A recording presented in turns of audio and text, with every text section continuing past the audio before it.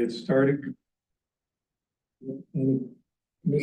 Board of County Commissioners regular meeting for December 9th, 2025. Please stand and join me in the pledge of allegiance. I pledge allegiance to the flag of the United States and to the republic for which it stands, one nation under God, indivisible, with liberty and justice.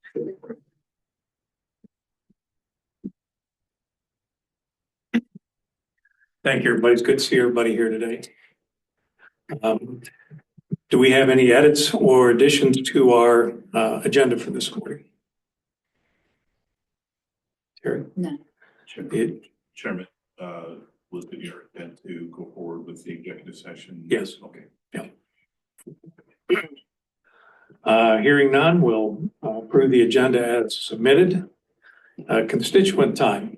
Does anybody in the audience this morning like to visit with the commissioners? Mr. Sherrick, you're looking at me. No. Next week or after Christmas. Okay. Anybody else in the room? Lindsay, anybody online? Go ahead, Natasha. Good morning, commissioners. Good morning. I'm Natasha Leger. I'm a Paonia resident. I'm speaking on behalf of myself today regarding the draft resolution to prohibit the installation of gray water treatment works and the use of all gray water within unincorporated Delta County. In this time of water variability, aridification, and prolonged drought, the recycling of water should be of paramount importance to the county. Anything we can do to reduce the amount of scarce freshwater use while still receiving the benefits of water is critical. It also makes economic sense for many people. HB 24-1362, which was passed last year, changed the regulatory framework for gray water from one in which counties opt in to gray water use to one in which counties now must opt out. While the county appears to support gray water use, to date, it has not opted into voluntary gray water control programs, which is required to allow gray water use in unincorporated parts of the county. Therefore, this resolution to prohibit gray water works and all gray water use does not appear to change the status quo since 2013. I thought it might be helpful just to calibrate everyone with some definitions from Regulation 86. Gray water means that portion of wastewater that before being treated or combined with other wastewater is collected from fixtures within residential, commercial, or industrial buildings or institutional facilities for the purpose of being put to beneficial uses. Sources of gray water are limited to discharges from bathroom and laundry room sinks, bathtubs, showers, and laundry machines. Gray water does not include the wastewater from toilets, urinals, kitchen sinks, dishwashers, or non-laundry utility sinks. Gray water treatment works means an arrangement of devices and structures used to collect gray water from within a building or a facility and to treat, neutralize, or stabilize gray water within the same building or facility to the level necessary for its authorized uses. Importantly, HB 24-1362 provides the county with two options for opting out. One is the blanket prohibition of installation of gray water treatment works and all use of gray water, which is the path the county has chosen in the proposed resolution. The second is prohibiting one or more categories, thereby giving residents some options. The issue seems to be that if the county does not prohibit gray water treatment and use under HB 24-1362, which takes effect January 1, 2026, that it is required to adopt building codes that prevent gray water from entering a potable water system and for reporting the local water utility the planned installation of gray water systems that require backflow prevention cross-connection control devices. Building codes are a touchy subject in Delta County. Many people like not having building codes because it enables construction utilizing natural building materials and construction of buildings that are more energy efficient and resilient to a changing climate. Many of those people also support gray water recycling. Therefore, this should be an opportunity to have a conversation with the community on how Delta County can support increased recycling of water and also the appropriate use of tax dollars in creating the necessary regulatory framework to ensure public safety. The issue of balance always requires a conversation and public input. Opting out today does not preclude the county from opting back in at a later date by repealing the prohibition. Please see this resolution only as a means to meet the statutory deadline, not as the end of the conversation around the role the county has to play in increasing the use of recycled water in order to reduce the use of what we can expect to be increasingly scarce fresh water in the future. Thank you for your time this morning. Thank you for your comments, Natasha. Anyone else? Okay. Thank you. Hearing none others for constituent time, we'll move to County Clerk, Mrs. Stevenson. Good morning, Commissioners. I have the minutes for the November 18th, 2025 regular BOCC meeting. I did receive a correction from Chairman Coots. Are there any other changes? I have none. I didn't see them. Okay, I will get those changes made. Thank you. Thank you, Terry. Robbie, to you. Okay, per our public notice then, before you is the 2026 Delta County budget for your consideration. This budget has been prepared by all county elected officials and department heads, reviewed, revised, and assembled by the administration office in conjunction with county elected officials and department heads, as well as with our interdepartmental budget team and under the supervision and guidance of the Board of County Commissioners. This budget reflects the projected spending plan of the county's elected official department heads, outside agencies, and other public entities. Especially in 2025, I want to add my personal thanks, as well as I know the commissioners do, to Leona Anderson, Delta County Finance Director. Delta County has utilized ClearGov, which provided the platform for budget submittal, revenue, and analysis. In addition, from the initial proposed budget to the final, all changes have been documented on the Delta County website. ClearGov continues to provide this excellent transparency for Delta County residents and efficiency for department heads. Delta County residents have had full access to all department budgets, changes implemented during the budget process, and requests from internal and external partners. Again, Delta County Commissioners and myself want to extend a personal thank you to Leona for her leadership, attention to detail, and her education of all. Moving directly into the budget then, the total expenses for the 2026 budget for Delta County are $53,670,105, which is a decrease of $2,022,512 when you compare it to the 2025 adopted budget. The primary reason for this decrease is the final completion of a major construction projects, including the final remodel of our jail. Again, we continue to focus on providing those essential service and adhering to the philosophy of the conservative budget. The financial operations of Delta County are accounted for in funds in accordance with Colorado state law and the resolutions of the Board of County Commissioners and previous boards. This budget is balanced as required by Colorado Revised Statute 29-1-103, wherein that no budget adopted shall provide for expenditures in excess of available revenues and beginning fund balances. The 2026 recommended budget is focused on managing our increasing needs, preserving services for the citizens, and providing a fiscally responsible county budget. Each fund is a separate and legal fiscal entity, and the combination of the various funds determines the total county budget. Moving quickly into the major goals for the 2026 budget.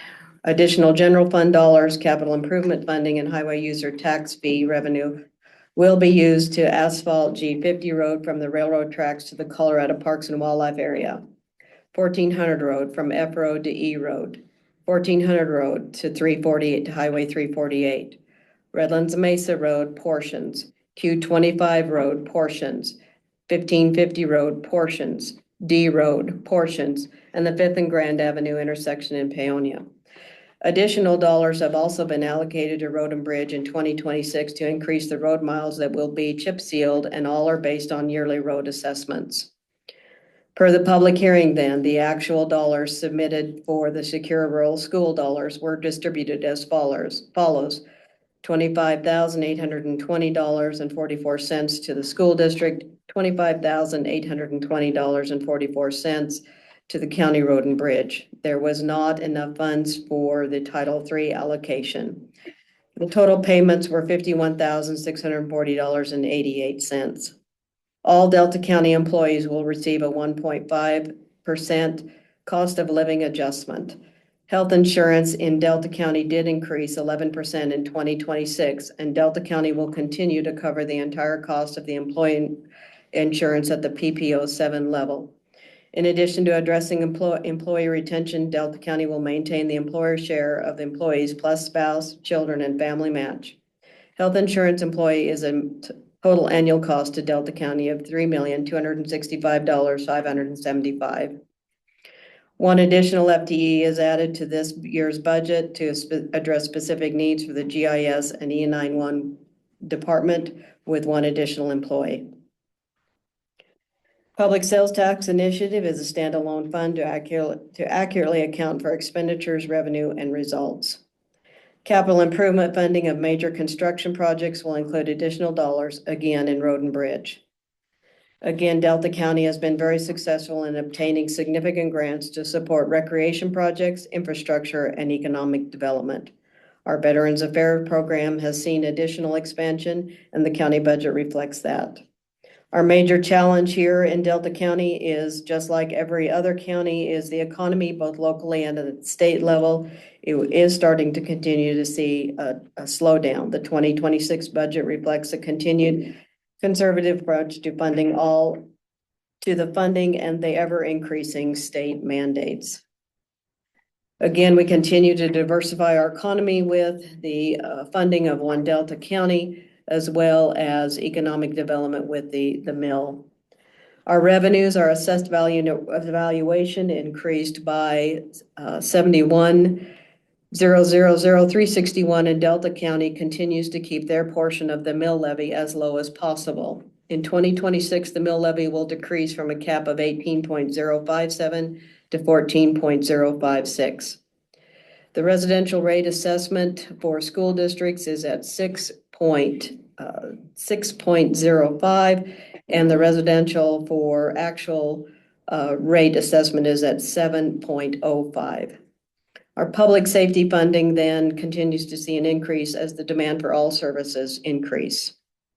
Property tax revenue for 2026 is projected to be at $5,745,518 for the general fund. Again, this is based on the certification values from the county assessor for November 25th, 2025. That taxable property has increased by 14% over the past year. State law says that property tax revenues can increase a maximum of 5.25 over the previous years. The projected rate of increase in the rate of inflation based on the CPI is at 2.9. Again, Delta County budget reflects a temporary reduction of mill levy of 4.001. We are continuing to see a relatively flat tax rate. Lisa Tafoya has provided the collections for the general fund, capital improvement, and public safety to be at $11,078,719. For 2026 budget purposes, again, we did a very conservative flat rate of only a 0.5 increase over 2025.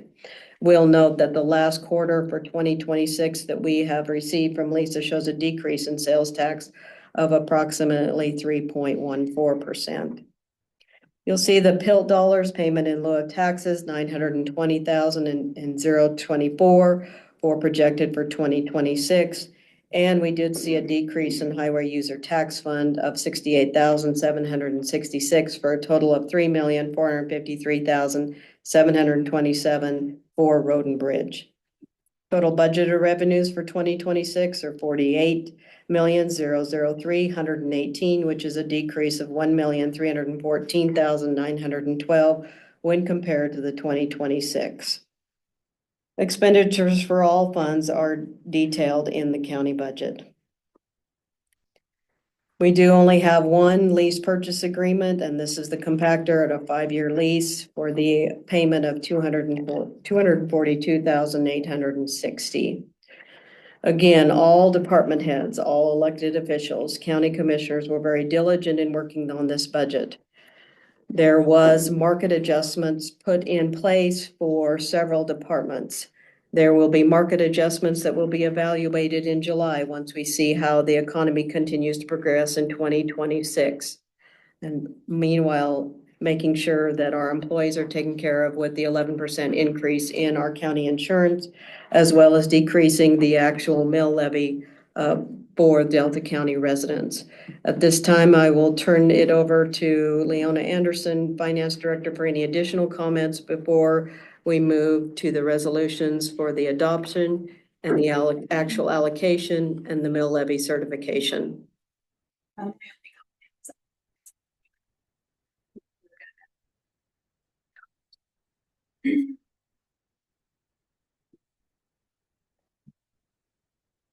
Are there any questions from the commissioners? Commissioners, any questions? I would like to say that the very diligent hard work from Leona and Suzanne and Robbie have made a big difference in this year's budget. Being able to maintain health insurance coverage for our employees when we see an 11% increase is huge for us. Really shows the diligence you guys have put in and department heads have put into looking at our budget. Additionally, we have been blessed for many, many years that Delta County has almost zero debt.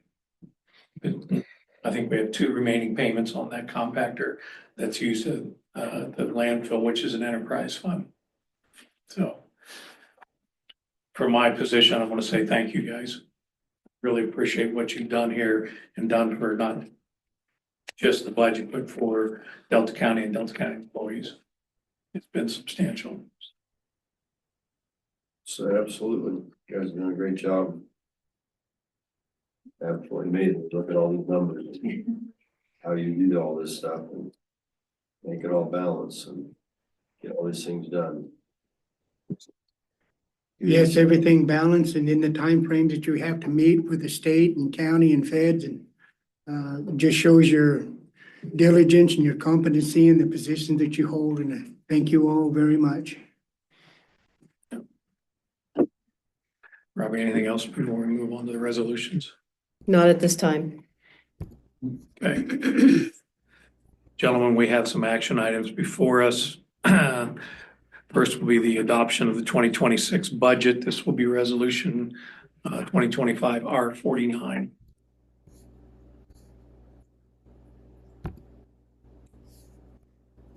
I'll make a resolution that we adopt a resolution 2025 R-49 concerning the adoption of the 2026 budget for the County of Delta, State of Colorado. I second that motion. Any other discussion? All in favor? Aye. Aye. Aye.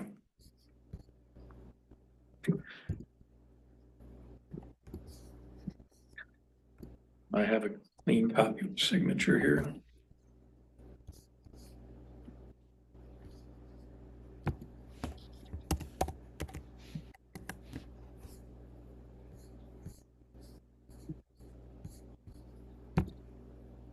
While you are signing it, I'd also like to thank Jolene George and her staff for all of the certification of values. That plays a big role in all the formulas that we put into this budget. So I'd also like to thank Jolene and her staff. Good point. Give it to Terry when you're done. Additionally, our Human Resources Department put incredible number of hours into the market survey for several of the positions that were adjusted based on market surveys. So I'd also like to thank HR for all the hours they put into the numbers. The next one before us, gentlemen, is Resolution 2025 R50. This will be for the appropriation of funds for 2026. Well, I move that we approve resolution number 2025 R-50 of the Board of County Commissioners concerning the appropriations of sums of money to the various departments and funds of the County of Delta, State of Colorado for the fiscal year 2026. I will second that motion. Anything further? I have Oh. nothing. All in favor? Aye. Aye.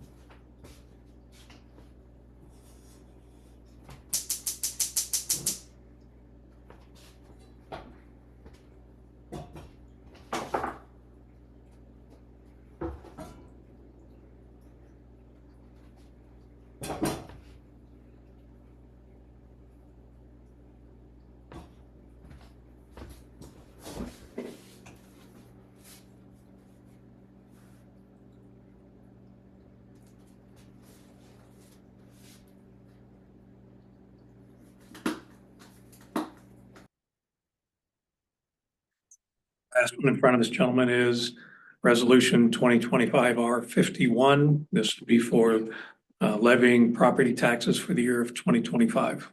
I do have one correction. It should be December 9th, 2025 on the first whereas. Yep.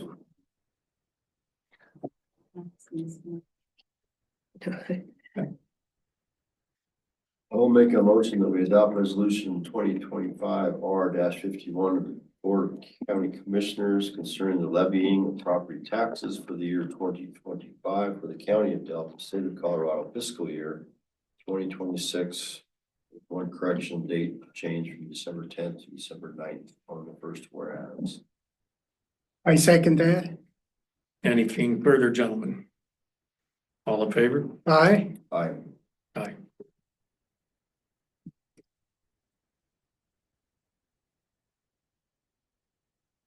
Commissioners for your leadership. Thank you.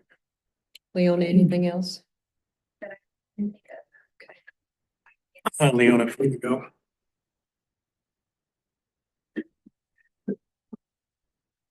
Commissioner. It's a joy. I enjoy this.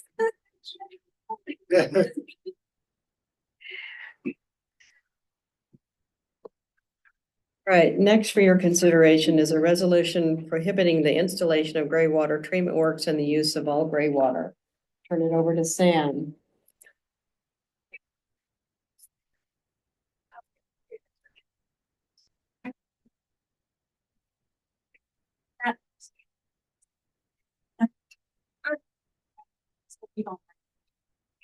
Perfect. Again, my name is Samantha. Director here for Delta County. Let's speak about optimal gray water usage. So in 2015, state of Colorado, state legislature made gray water an opt-in program requiring local jurisdictions, city, county, or county to adopt an ordinance or resolution and develop a gray water control program meeting Regulation 86 requirements. Use. Gray water is defined as water from residential, commercial, or industrial buildings collected after first use for secondary beneficial application. Sam, pull that microphone a little closer to you. So there's a few public health and safety concerns when it comes to gray water, and specifically with not having adopted building codes.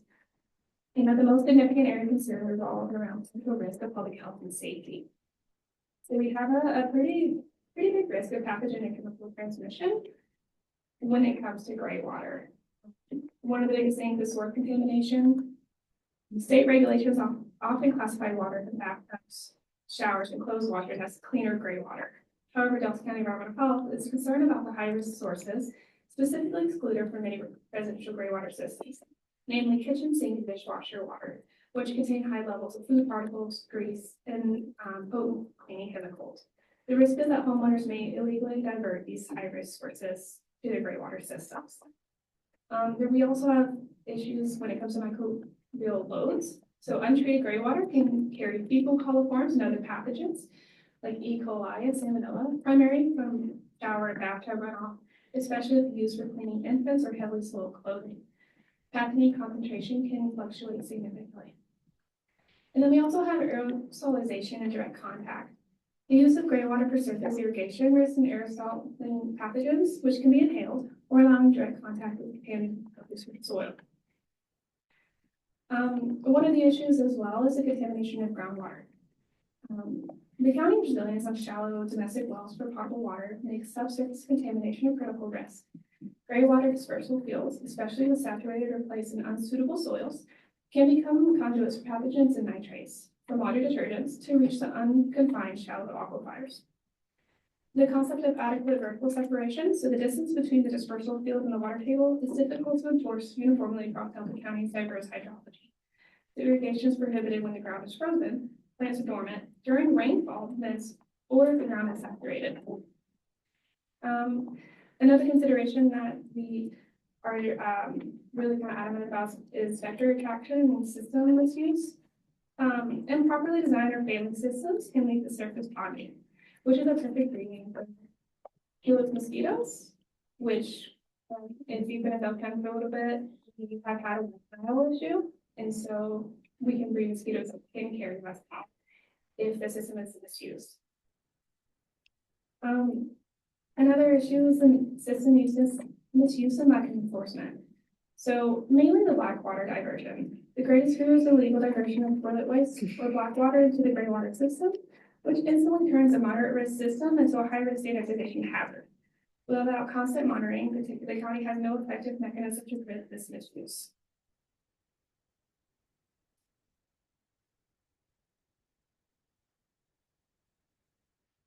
So one of the other issues that we're also considering is the infrastructure and existing regulations. So existing infrastructure, primarily the use of on-site waste treatment systems, OWTS, is incompatible with the easy integration of gray water systems without significant overhaul. So like your septic system compatibility.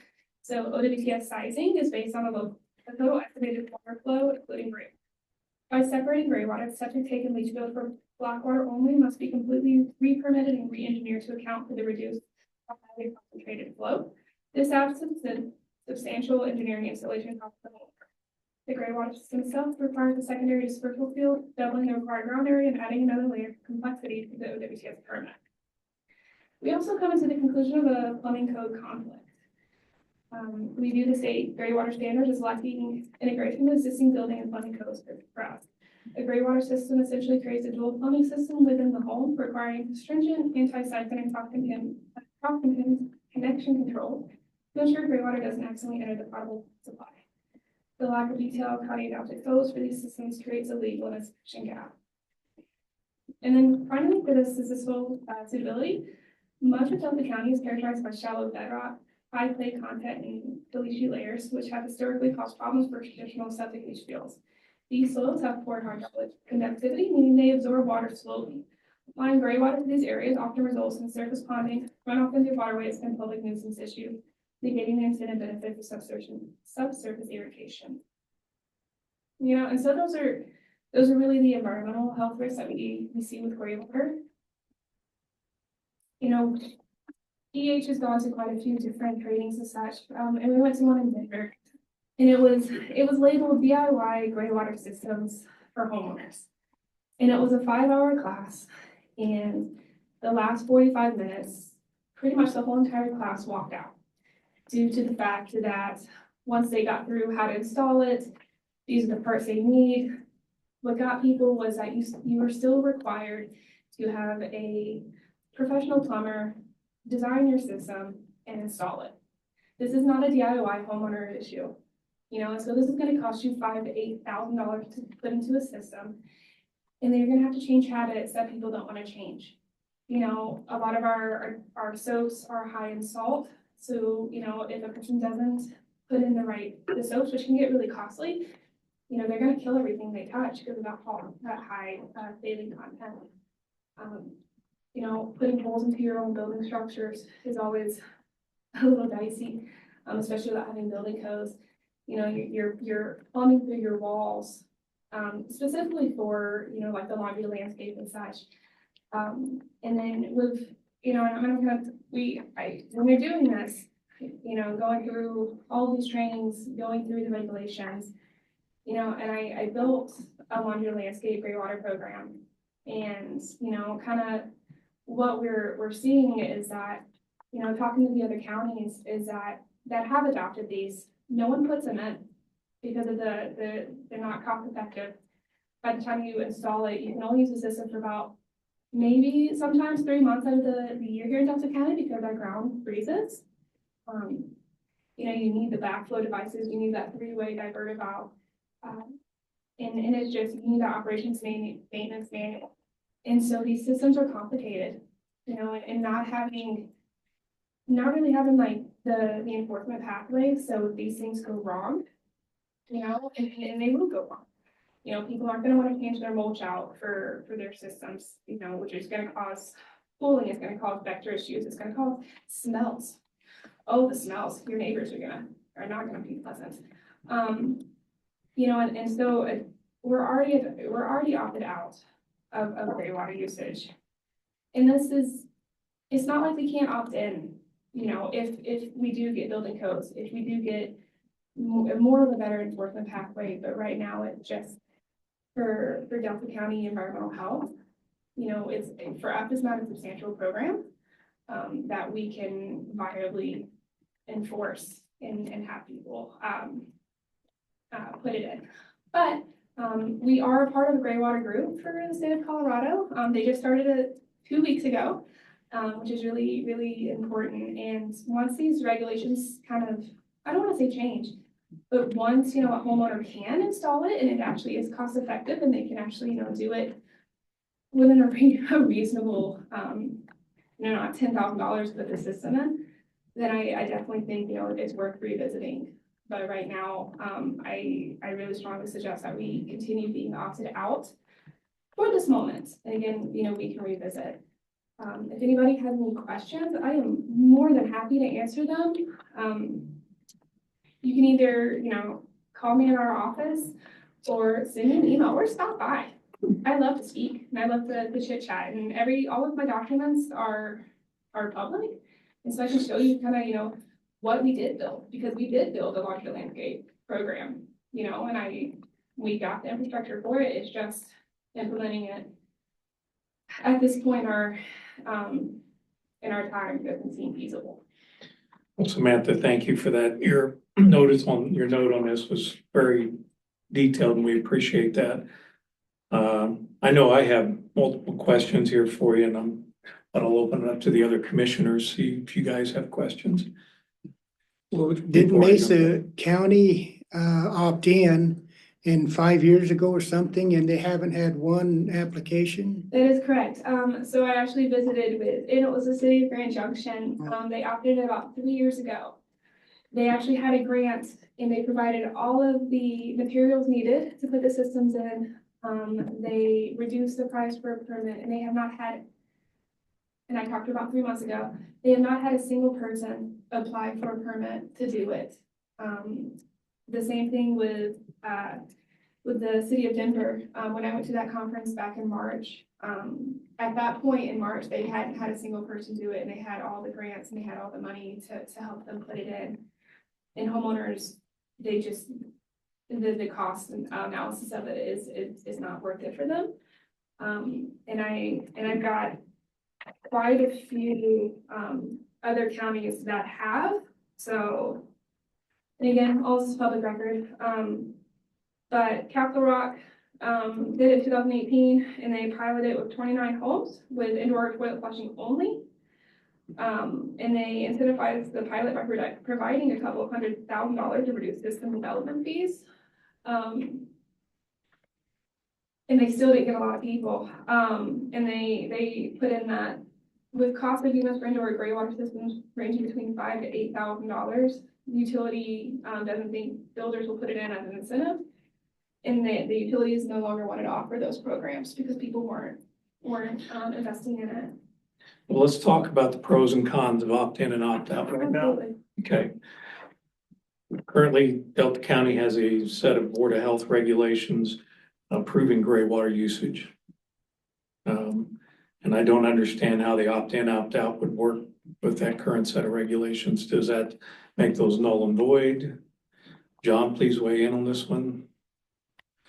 If I had something to add, I would. What Yeah, we don't have it regulations- either. What regulations are you referring to? Board of Health, 3 years ago. Maybe 4, picked up the gray water issue and adopted a resolution approving gray water usage. I will. I'm happy to look at that in any case. The authorizing statute that are before you today is before this board, Correct. because Sam, That's what the statute you're gonna does. correct me if I'm wrong. That effectively.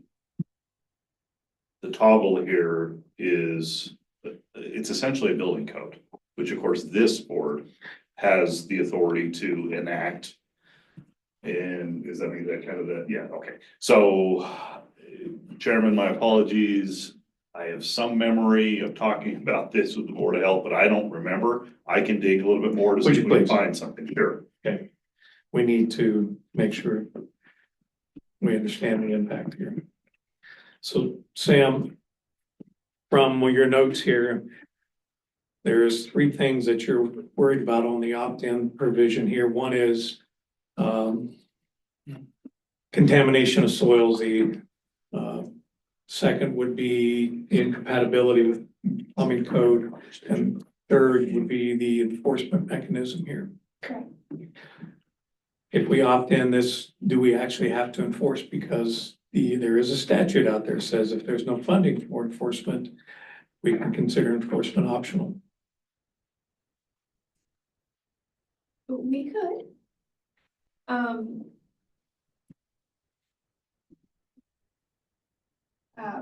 It would be really hard to, it would be one of those things where, you know, we opted in, but the enforcement was optional, and we built the program. You know, and I think that might cause more issues due to the fact of, you know, we get a lot of neighbor on neighbor disputes. And it would be like, well, I'm sorry, you know, I have no enforcement pathways, and we stick our hands out. And I think that could cause a lot of problems as well. But isn't the risk then on the homeowner that installs these systems? It is 100%. And I'm, you know, it is. And if, as long as we have that, you know, written into our policies, you know, then I would be fine with that, you know, because I understand, you know, I live here in Delta County. I know we have water problems. We have a lot of droughts and such, and I would love homeowners to be able to do what they want with their ground, but not out of toilet, please, or your kitchen sink. But if you want to do the larger landscape program, you know, and as long as you understand that, you know, when the ground is frozen and you put that water on the ground, it's going to smell really terribly. And it's not going to be effective for what you're doing. And also understanding, you know, there's classes, and there's actually one in Grand Junction. And I would really highly suggest, you know, if you want to put in a gray water system, you go to that class and see really what it entails to put in, even just a larger landscape system in, and seeing, you know, what that looks like in your home, all of the labeling of your systems, and all the three-way valves and the ball valves and such, and, you know, and then making that consideration, you know, making that choice for yourself, like, all right, I really want to do this, you know, and if you don't want to do it, you can always take it down, which is also awesome in my opinion. But when it comes to the whole entire gray water system, you know, that is plumbing in your home that you're going to have to change, and you're going to have to divert, and that's going to be very, very, very costly. Yes, that's up on the But that's homeowner. up on the homeowner. That's not a county issue. It's not a county issue, but, you know, just making sure that you understand that, you know, making sure the homeowners understand that. And if they go to sell their home, you know, exclude, you know, telling the new homeowner, like, hey, this is what the system is, and this is, you know. But again, that's a It is, I know, that's a private property right there. private property, and it's just like how we do, you know, to septic systems, it would be very, very simple.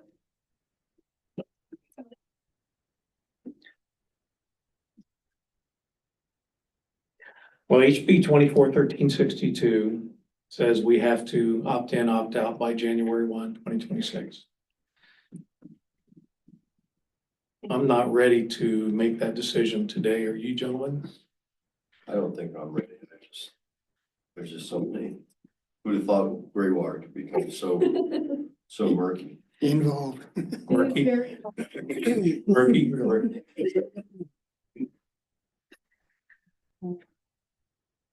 Yeah, I don't see a great big rush to do this today. I understand you got the January 1 looming over you, but honestly, they're gonna beat us over the head. Do we if don't want to- do this today?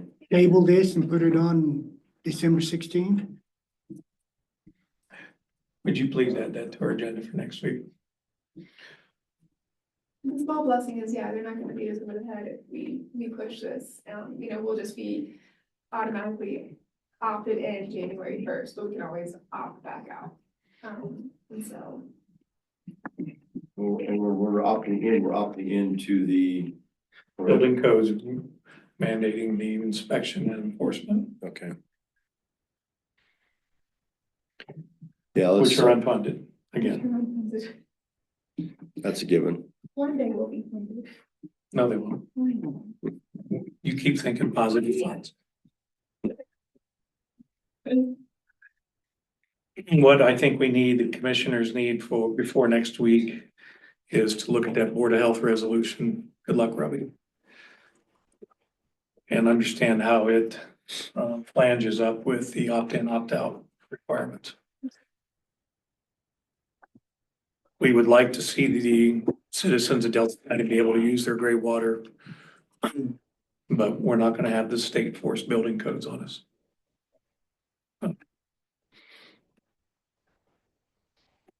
Again, Thank you. Nice presentation. Thank you. anything else? John, any other parting thoughts here? Well, I don't.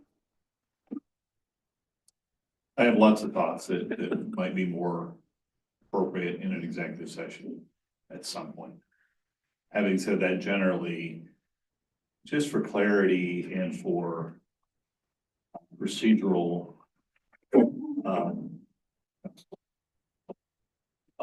it might make sense to adopt a resolution somewhat along the lines of what's been presented to you, and then you could charge environmental health or any other internal departments that would be in relation to this planning or anything else, with coming up with a plan in 3 months, 4 months, 6 months, or something like that, sending it back to this board, kind of buy a little time there, to flesh it out and to continue. I don't know that you're gonna have a whole lot more information.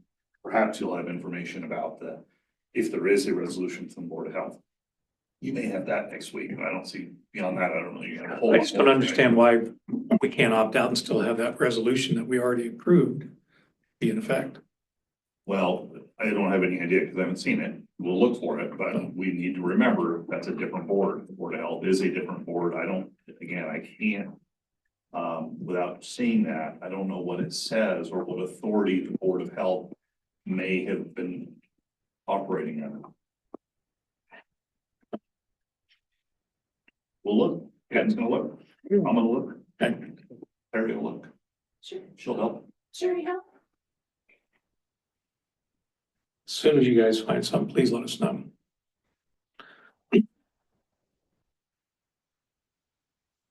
Very good. Anything else, gentlemen, on this topic? No. You need a motion to table that, or we're just gonna? Table. Okay. Item 4 on our agenda. This is a resolution ending the Delta County Pretrial Services Program and creating a Delta County focused community-based service program. I'm going to turn this over to Commissioner Fuller. He's been working diligently on this. Well, last meeting, November 18th, we kind of left it as have the county attorney draw us up a resolution that kind of spells out the final direction that we're going to go with this. So without rehashing everything we talked about at the last meeting, we do have the resolution ready to go this morning. And like I'll just briefly summarize from last month's meeting. The fact that we've looked at this from every angle we could think of, talked to multiple people multiple times, and we just feel this is the best path forward. Is there some questions out there still? Well, I would lie if I said there are not. there are some serious questions out there still, but we feel this is the best route to go, by putting this underneath the authority of the Board of County Commissioners and having us be directly responsible for the oversight of the program. Where I believe it's time to give this a go. Not everybody's gonna be happy, but like I said last month, we really need to get everybody's onboarding to get this thing to work. And so that's our hope. We're hoping that everybody that's currently working with the program, making it work, will continue to do so. They'll continue to support this. It has some very, very good value to the clients that it serves, and we want to see that continue. We're going to have a community-based service program, and we're going to just pursue this and honestly see where it goes.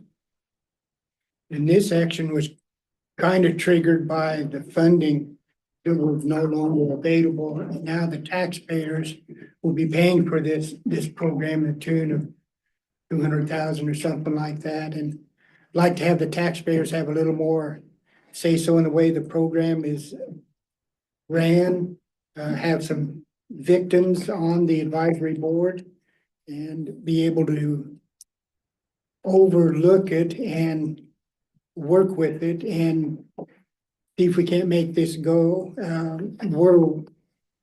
There's just a handful of counties in Colorado that have a pretrial service program, and we're one of them. And it looks like it has helped some individuals in the past, not all, but some. Would like to continue some type of pretrial services funded by the taxpayers in the future also. And relook at this in a year, that budget season, make sure we're getting the right services for the right dollars. Yeah. So this will be resolution 52.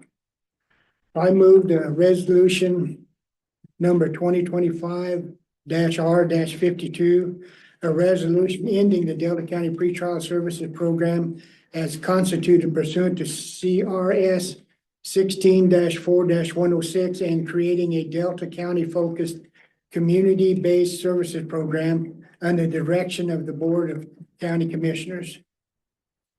I will second the motion. Any other discussion, gentlemen? All in favor? Aye. Aye. Aye.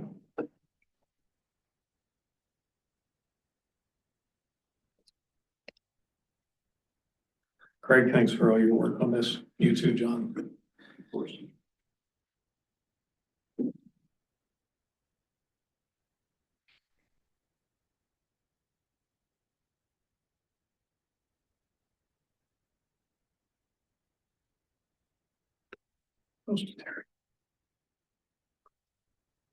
Next on our agenda, gentlemen, is a reappointment of Mr. Kermit Piper to the Crawford Cemetery Board. Lindsay, did you have anything else to add to this?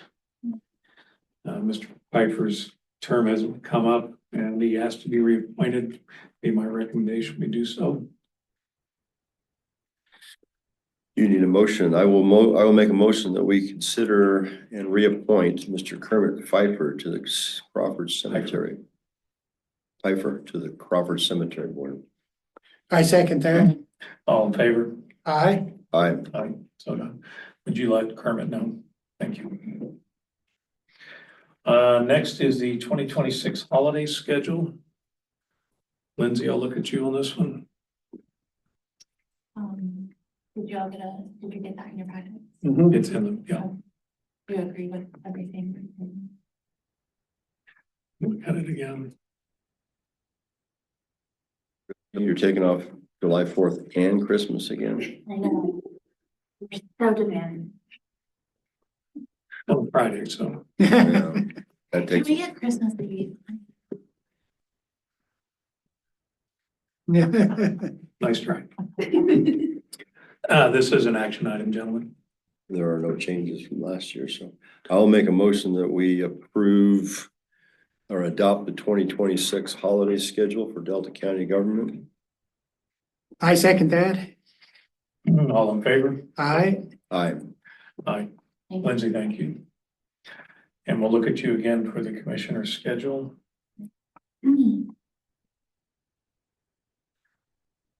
Right, so tomorrow we have CEU Wednesday, as well as the Tri-County meeting at 2:30.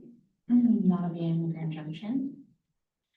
December 15th, a work session with the Colorado River District at 10:30.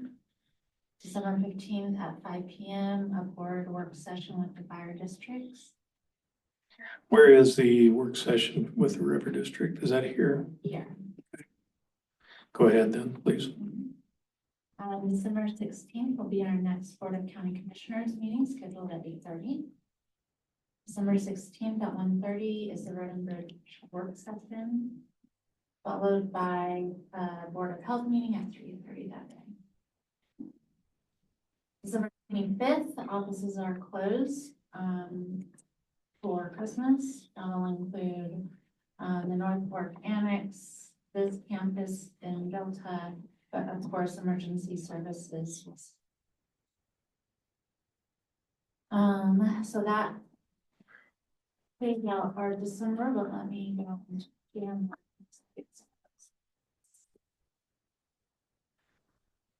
So January 1st, the office will be the office. And then our next Board of County meeting, 6, followed by a Republican meeting at 6 p.m.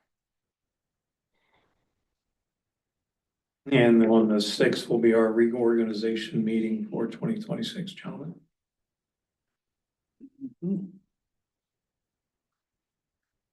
Just when we got things organized, we gotta reorganize. That's right.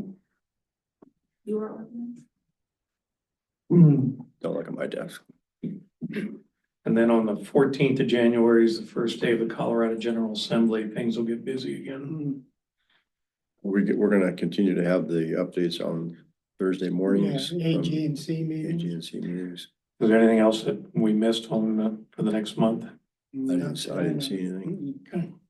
So AGM will start back up in January. On 22. 22. You'll send that out, Lindsay? Yes, sir. Okay. We have a few minutes before county attorney time, so I'm going to go through the jail reports. For Monday, November 24th, 2025, Delta County Detention Facility Population Count Report. Male inmates, County Jail 29. Female inmates, County Jail 3. Male inmates, Department of Corrections 2. Female inmates, Department of Corrections 1, total of 35. Average daily inmate population for the week of November 17 through 24, 46.02. For Monday, December 1st, Delta County Detention Facility Population Count Report. Male inmates, County Jail 34.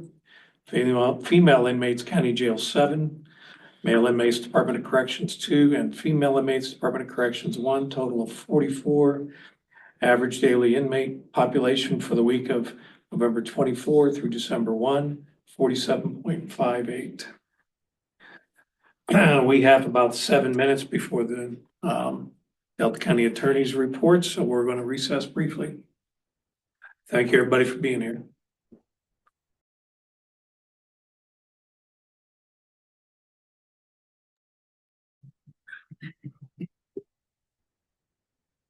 It's 9:31. We're going to come back on record. It is time for County Attorney John Bear. Good morning, John. Good morning, Chairman. Good morning, Commissioners. We have 3 items in the regular session for the board's consideration, and then after that, an executive session. The first item is the board's consideration of an airport ground lease at Lakefield. This is hangar 149. This is for the organization is Gold Mountain LLC. This hangar is formerly owned by Alpenglow Aviators LLC. You have a copy of that in there. Again, at least for a pretty straightforward situation here. The hangar is being sold. Once again, kind of at the end of the existing lease. So it makes sense to go ahead and update the lease. And that's what you have before you. You do have a revised, or I should say updated, exhibit A, which kind of shows the, layout of the building. Again, this is an existing hangar, I believe it was built this one was built in 1994. Engineering has gone out and graciously, sorry, provided some updated pictures and, basically assessed that the building is still in good condition. These are steel buildings that are gonna last longer than frankly, we'd be concerned about probably. So really, I don't see anything out of the ordinary here. So my recommendation would be for the board to approve this airport ground lease. Happy to answer any questions. Any questions for John on this one? No, I don't think so. I'll move that we approve airport ground lease Blake Field Airport Hangar number 149, Golden Mountain LLC, formerly owned by Alpenglow Aviators, and authorize the chair to sign. I will second the motion. Any other discussion, gentlemen? All in favor? Aye. Aye. Aye.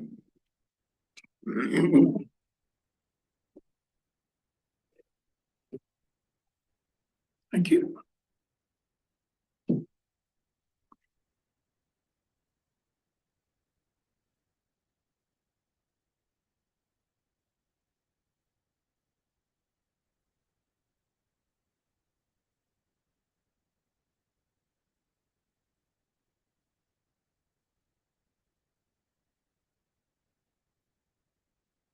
All right, thank you. The second item I have for the board's consideration this morning is the board's consideration of a resolution repealing Resolution 25R042 and amending and reinstating rules and regulations governing animal control. The board is aware just not too long ago, the board, there was a resolution adopted amending and repealing the previous animal control regulations. Once that was out there, there was some feedback that specifically Section 9 could use some clarification. I looked at that, actually agree with it. I think that there was some clarification was helpful. And so before you today is essentially the same resolution with the exception of some minor changes to Section 9 which is the penalty section, that just makes it much more clear for all involved in the situation. So my recommendation is to go ahead and adopt this and just to be clear, it repeals the one that you just did, what was that, 6 weeks ago or something like that. And this will be the freestanding solution. And Delta County Sheriff's Department did request we repeal and adopt a new one to make it easier for their deputies and they're doing their code enforcement on that. That's right. The Sheriff's Department was involved in discussion to go ahead and roll this this newest resolution out. Any questions, gentlemen? I think we're good. It's The 53. 53. I will make a motion that we adopt resolution number 2025 R53, a resolution repealing resolution number 2025 R042, amending and reenacting rules and regulations governing animal control. I second that. Any other discussion? All in favor? Aye. Aye. Aye. So done. You got one. Or you can use your own Got page. their own page. You I use like your own that. page. That's how we'll characterize that. Oops.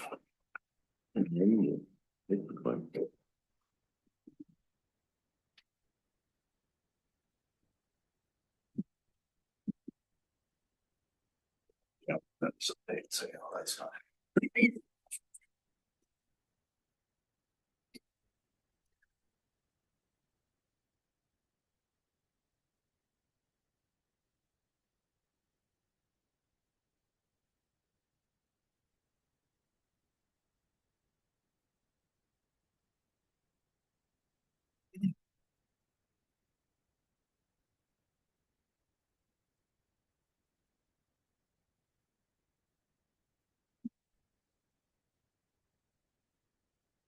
Go ahead, John. Thank you. The last item on regular session that I had for the board's consideration this morning is a resolution authorizing purchase and for the county attorney to sign closing documents for real property located at to be determined Hidden Mesa Road, Austin, Colorado. And then with the parcel number listed, and I did that because the county's bought a few properties kind of in this general area that I've referenced as kind of to be determined Hidden Mesa Road. This particular parcel, the county will be purchasing off at Ace Ranch LLC. I've included a form of contract to buy and sell real estate. I'll let the board know that I've been communicating with the sellers as recently as yesterday, and we still do not have a final purchase price that is anticipated, well, this week in the next few days, okay? So I think with the exception of the purchase price that is listed on page 4, I guess line 136 of the item, what I did, because it's all the information I had when I created this document, was that the purchase price is $100,000 plus closing costs. And so we're still trying to nail down those costs with the seller. And so I guess what I would propose the board do is authorize the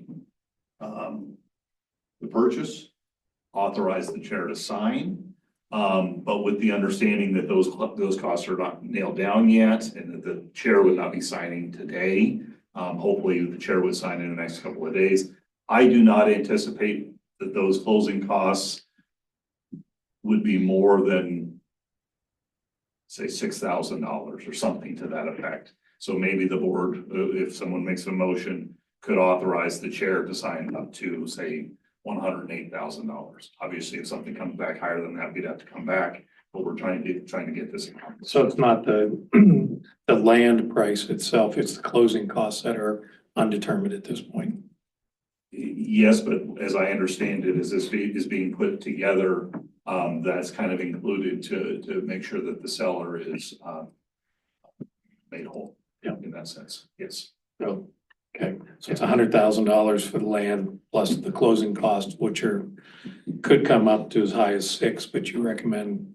Well, just for the sake of trying to be efficient here, I think that if the motion was up to 100 and say 108 or something, I think that's going to be plenty. But Okay.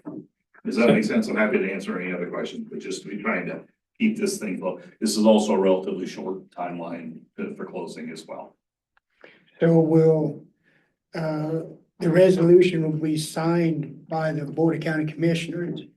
Sorry, my apologies, by the board, but yeah, so I think the board could approve it with the understanding that that final number will be determined as soon as we get that from the seller. Do we need to bump it to 110 or something just to cover everything? We were only going 10% over. It's up to you. I'd hate to It's sell. not gonna change the number, right? If it comes in over 108 though, we gotta meet again to finalize that out, right? Which isn't always a bad thing. To meet again, you mean? Yeah. Yeah. I'm fine either way. If you guys are comfortable with 108, I'll go with 108. Your other option here is to table this to next week. But in that situation, there's really no way it's gonna close this calendar year. And if the board is more comfortable with that, I'm fine with it. It doesn't make any difference to me. If you want to table it till next week, we could have good numbers, but we're gonna be closing it in January. No, I want to close in 2025 for accounting purposes. Okay, so And this will be resolution number 54. I move that we approve the resolution authorizing purchase and for the county attorney to sign closing documents for real property located at to be determined Hidden Mesa Road, Austin, Colorado, with the parcel number reference. And this will be resolution R 2025-54. you want to add the dollar Not to amount? exceed 108. Not to exceed $108,000. I will second the motion. Any other discussion, gentlemen? All in favor? Aye. Aye. Aye. John, thanks for working through on this one.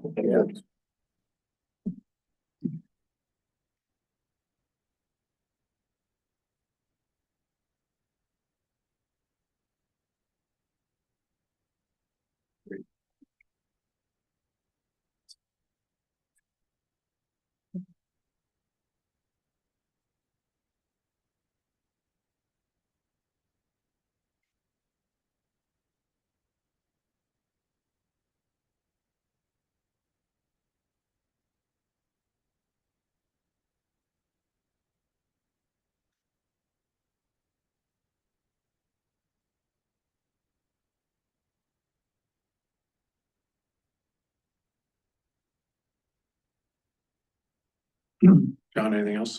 I have nothing else on regular session. If you're ready, I can go ahead and introduce the executive session. Please do. All right. Thank you. I do have one item under executive session this morning. That would be pursuant to, in accordance with advice of counsel, 24-6-4024B of the Colorado Revised Statute. The topic that will be discussed today is the discussion and advice regarding multiple sale of county-owned real property in the Delta area. I'll remind anyone that's present for the executive session to keep your comments and keep the discussion to that topic only. And Chair, I believe that we're set to adjourn. We will adjourn at the end of the executive session. Their decisions. Thank you. Thank you, everybody, for being here. Merry Christmas. Merry Christmas. Move that we go into executive session on advice of council under 24-6-4024B Colorado Revised Statutes. People present be the three County Commissioner Terry Stevenson and John Baer, County Attorney. And after the executive sessions, we will adjourn for the day. I will second that motion. My apologies, I didn't say this because this is advice of counsel, no recording needs to be made. Okay. All in favor? Aye. Aye. Aye.